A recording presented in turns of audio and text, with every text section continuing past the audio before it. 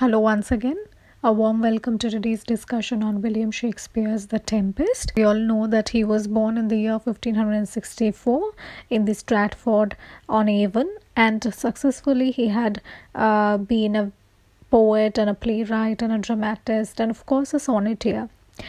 So we see him born in the year 1564 and died in the 1616. But if we talk about his literary periods, we see them divided into four different parts, spanning from 1585 to 1613. And certainly the Tempest is one of the greatest works of all time, and William Shakespeare wrote it during 1610 to 11. So it is during his late years of life we see Shakespeare writing three of his important plays, and one of them being The Tempest, and the other two are Winter's Tale and Cymbeline. Now, The Tempest is one of his lengthiest work. The major aspects of The Tempest are that it has certain supernatural elements which also kind of moves along the path of the human communication, actions and events, and we see certain allegorical interpretations coming up that is infused with adventurous spirit and certain non-human characters like Ariel and other spirits and fairies. Talk about Tempest being a romantic comedy or a farce, and which also includes a masque. Now, if you know about masque, we saw that it emerged during the reign of King James I as a literary form, which is introduced in this particular play by William Shakespeare himself. So he treats the masque as a communication to the audience. Tempest, we see that the masque has been employed by William Shakespeare through Prospero, who is performing in the celebration of the marriage of Ferdinand and Miranda. The masque basically opens with the appearance of Iris, who is the goddess of the rainbow and also the messenger of Juno, the wife of the supreme god Jupiter.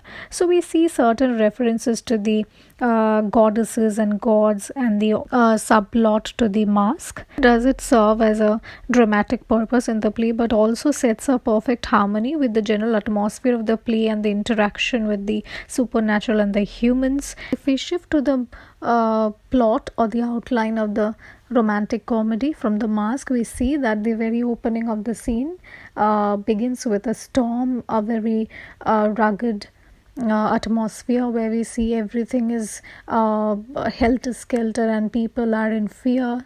People here are the passengers on the ship which is wrecked due to the storm. It is accompanied by thundering and lightning. Play opens with a shipwreck. We see passengers like Alonso, who is the king of Naples, along with his brother Sebastian. We see Antonio and of course the son of the king of Naples, that is Alonso's son Ferdinand. Now amidst them we also see a very honest counselor who is Gonzalo. Now if we talk about what took up to the storm, we see that it was none other than a spell which caused the storm, and the ship was wrecked and they all fall upon to the island safely because Prospero had promised Miranda that whatever magic he casts, it was not going to cause any death. Now the question is important as to why is Prospero casting a spell and that is causing a shipwreck where everybody who are in hope of survival and are screaming and moving helter-skelter along the ship to just stay alive. We see this becomes the central to the plot. So this becomes a central question. Now if we ask about why is Prospero casting such a spell which causes the ship to be wrecked, important. Now we see that we are taken back 12 years. So we see that this very storm is having certain dilemma, certain history, we can say. So we see that while Miranda's heart is full of pity, who doesn't want any passenger to get hurt or die in the process, we see Prospero taking Miranda as well to what happened to him, what misfortunes befall to them. So he then narrates to the story that took place 12 years ago and what set them to this particular island. So we see Miranda is having absolutely no knowledge about what Prospero is going to narrate her, and she learns from him that 12 years ago it was Prospero who was the Duke of Milan, but gradually there was a conspiracy going which caused him to set apart his foot from the land of Milan. Mostly we saw that 12 years back Prospero was a individual who devoted most of his time to study, learning, gaining of certain knowledge, and mostly spending his time in meditation. But what happened is that since he was unable after the administration and the business, we see that he is transferring most of his responsibilities to his brother Antonio. Now where does this conspiracy come, and why does a misfortune set in the life of Prospero and his daughter Miranda? So we see that Antonio had conspired with the leading officers of the state and also with Alonso, who is now the king of Naples, to drive Prospero out of the country and become the duke himself. So we see there is a prominence of greed and fame and luxury and position coming up. So we see that Prospero, along with his infant daughter Miranda, was put on a boat and was asked to get killed. But there was this Gonzalo, who was a very kind lord and counselor, who actually valued Prospero because of the individual he was, because of the nature of wisdom and wise and kind. So Prospero and his daughter drifted to this particular island from where we are setting our narrative, and we find that it is because of the conspiracy that took between Antonio, other courtiers and officers, and Alonso that separated Prospero from the kingdom of Milan. And we see that Miranda is extremely disappointed with what she gets to know after so many years. And later on we see that Prospero gains certain magical powers, certain supernatural powers that allows him to command certain actions and events, and also he has certain relations with the spirits of air, water, fire and so on. And in this particular islands he has certain accompanies like elves and fairies and so on. So among one of them is Caliban. Caliban is basically a half human and half monster, who is actually going to take certain turns towards the act 3 and 4. And before that we meet Ariel, who is a very commanding spirit of Prospero. So he was said to be free only if he performs certain responsibilities and duties of Prospero. So there is a sharp contradiction between Ariel and Caliban, whereas we see Prospero intending to teach and preach Caliban more civilized, but Caliban doesn't listen to him and has a very bitter feeling towards Prospero, while we see Ariel has always been fulfilling the responsibilities and duties of Prospero and had been by his side for quite a long of time. Passengers from the ship which was wrecked, and the passengers are now brought to the shore, which is overseen by Prospero, and we see that these people are scattered in different groups, and certainly Alonso and his people are separated from Ferdinand, to which we later feel that Alonso is grieving because he feels that his son might have drowned in the sea. But we find that it was actually Ariel who was directing Ferdinand to this particular island and towards Prospero's cell by luring him. And there this particular Prince Ferdinand, who is the son of Alonso, meets Miranda, who is extremely beautiful, and he falls immediately in love with the beautiful woman Miranda. Now, having to hear this news, Prospero as a father becomes concerned, and he intends to check Ferdinand's emotions and affections towards Miranda to be whether pretentious or genuine.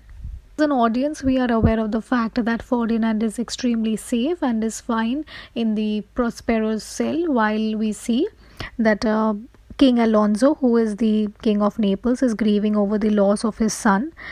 But we also see that meanwhile Ariel appears invisible, and with his sleepy music he lets everybody fall asleep except for Antonio and Sebastian. So who is Antonio? He is the usurping king of Naples, and in the absence of Alonso, he will be the future king of Naples. Now we see Antonio, who had earlier deceived Prospero 12 years back and had banished him from being the Duke of Milan, is now conspirating with Sebastian to kill Alonso and Gonzalo. They are able to rule over Naples. Conspiracy is being plotted between Caliban, Trincolo and Stefano. Now Stefano is King Alonso's butler and Trincolo is King Alonso's jester. Now Caliban asks Stefano that if he is going to listen to him and kill Prospero, then he will be his lifelong servant. Now these two conspiracies which are cropping between Caliban, Trincolo, Stefano, and on the other hand Alonso, Antonio and Sebastian, we have to check whether these conspirations are actually going to be successful. We see as a father, Prospero is checking over the genuineness of Ferdinand, and he set certain actions for Ferdinand, like carrying logs of wood for a long time, for a long period, and seeing this, Miranda is disappointed and upset, but then gradually we see Ferdinand keeping up to all the responsibilities and fulfills the wishes of Prospero, to which he is able to stand up for the test that he was undergoing, and we see Prospero being extremely happy with the communion between Ferdinand and his daughter Miranda. Ariel plays a very important role because he gets to hear both the conspiracies as we had discussed, and he therefore overhears everything and conveys it to the master Prospero that Caliban and Stefano are willing to kill him. The idea behind Prospero to bring all these people of the Milan to this particular island is to make them realize of what they had done 12 years back with Prospero and his daughter. So he arranges a banquet where they all sits together to eat, and there we see that suddenly and mysteriously the banquet disappears, and in the guise of a harpy we see Ariel narrating the story which had happened several years ago, and Alonso, Antonio and Sebastian are all led confused, and they gradually understand that what suffering they had brought to Prospero and his daughter Miranda. So King Alonso seems to be very frightened, out of his wits, and hearing such a harp from Ariel, and see gradually among all there is a sense of guilt which overwhelms these characters like Alonso, Antonio and Sebastian. On the other hand, we see that there is a mask arranged by Prospero, who exercises certain supernatural powers and arranges this mask in honor of the engagement between the two lovers, that is Miranda and Ferdinand. And in this mask we see that there is an assemblage between the spirits and the supernatural with the humans. And gradually we see that Prospero comes to reconciliation with Caliban, Stefano, Trincolo and others. Towards the end we see that this play stands extremely important when it comes to forgiving, wisdom, kindness, and it was only Prospero's harmless initiation to teach these people who had earlier deceived him, conspirated against him, and we see gradually Prospero telling Ariel that he'll soon release Caliban, Stefano, Trincolo, Alonso, everybody, and make them perfectly free, and also he'll set Ariel free from all the duties and responsibilities that he had been performing so long. Therefore, we see that this particular romantic comedy is astonishing in an enchanted world. So we can say that this very world cannot wholly be called a comedy or a tragedy. So we can call it a romantic tragedy since it's plotted within the romance between Ferdinand and Miranda, and also certain comedy have been infused by fairies and adoption of certain supernatural existence, and gradually we see that the outcome of the story through the tragic scenes and comedy scenes is nothing but to reverse what had happened earlier. So even though we began with a very terrific situation, we fall upon a very forgiving and a happy experience towards the end. Now the most important part being the epilogue. So we see that Prospero here addresses the audience and prays to them in request that he would like to give up all his magic powers and wishes not to be a magician anymore, and if they could set him free, they could do so by setting an applause or them to let him go off the stage. So he requests them to release him with their applause, and if the actors would do so, then it will be all the more very cheerful and pleasing for Prospero. So he leaves the stage by rendering forgiveness and apology. So we see that this beautiful romantic comedy is creating a very rhythmical plot that Prospero's actions have been fulfilled and his intentions were pure, and now the whole action has been blended with supernatural and human connections, and gradually we see that he intends to be the Duke of Milan and stay there peacefully with all his people. Successfully, William Shakespeare has been able to infuse the human interest of the play alongside the supernatural, connecting with the love of Ferdinand and Miranda. Thank you all.